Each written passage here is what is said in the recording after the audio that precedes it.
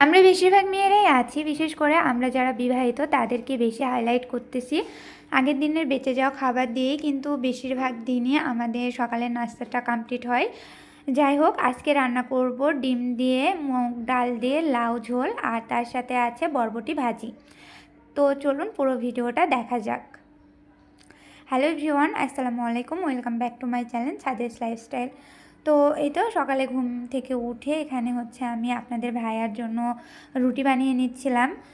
তো এই তো রুটি বানানোর পর, যেহেতু ও সকালে রুটি ছাড়া অত তেমন কিছু পছন্দ করে না, এই জন্য আমি রুটিটাই করি।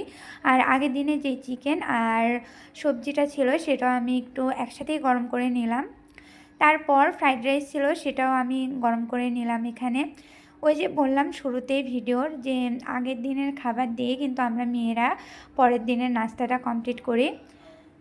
তারপর সাথে একটা ডিম পোচও করে নিলাম। তো এই যে আমার ডিম পোচটা করতে যেয়ে পাখির ঠোঁটের মতো হয়ে গেছিলো, মনে হচ্ছিলো দুইটা ঠ্যাং লাগিয়ে দিলে একদম পাখির মতো লাগতো দেখতে। তো যাই হোক, অদ্ভুত অদ্ভুত আমার ডিম পোচ হয় এক এক দিন। তো এই তো এখানে হচ্ছে সকালে আপনাদের ভাইয়ার রুটি, ও রুটি দিয়ে কলা দিয়ে খাবে। আর এইদিকে হচ্ছে আমার চিকেন, সবজি, ফ্রাইড রাইস আর ডিম রয়েছে। তারপর আমি দুপুরে রান্নাবান্নায় চলে আসি। ডিমটা সিদ্ধ করে রেখেছিলাম, ওইটা একটু তেলে গড়িয়ে নিলাম আর কি। তারপর এই তো এখানে হচ্ছে চিংড়ি মাছটা আমি ভেজে নিচ্ছিলাম। চিংড়ি মাছটা আমি সবসময় আগে থেকে এভাবে ভেজে রেখে দিই, তাহলে আমার কাছে টেস্টটা বেশি ভালো মনে হয়। তো এই তো এখানে পেঁয়াজ কুচি দিয়ে দিলাম। পেঁয়াজ কুচিটা একটু নরম করে নেব আমি। এখানে পেঁয়াজ কুচিটা একটু নরম হয়ে আসলে এখানে বরবটি আর আলু আমি কুচি করে কেটে রেখেছি সেটাই দিয়ে দেব। তারপর দিয়ে দিলাম বাটা মশলা, মরিচের গুঁড়া, হলুদের গুঁড়া আর লবণ। এরপর এখানে সামান্য পানি দিব। আমার এই বরবটিটা যেহেতু ফ্রিজে রাখছিলাম, আর বেশ অনেক দিনই হলো ফ্রিজে রাখা, তাই একটু পানি দেব সিদ্ধ হওয়ার জন্য। এই তো আমি এখানে একটু পানি দিয়ে দিলাম, আর এইবার ঢাকা দিয়ে আমি পাশের চুলায় বরবটি ভাজিটা দিয়ে দিলাম। তারপর এখানে ওই যে বললাম লাউ দিয়ে ডিম রান্না করব, তার জন্য এখানে হচ্ছে মশলাটা খুব ভালো করে কষিয়ে নিলাম। তারপর এখানে হচ্ছে আমি বরবটি ভাজির মধ্যে ওই তো ভেজে রাখা চিংড়ি মাছগুলো দিয়ে দিলাম। দিয়ে এইবার হচ্ছে এই পাশে আমি মশলাটা আমার কষানো হয়ে গেছে, লাউ দিয়ে দিলাম। লাউটা খুব ভালোভাবে মশলার সাথে মিশিয়ে নিয়ে একটু ঢাকা দিয়ে দেব।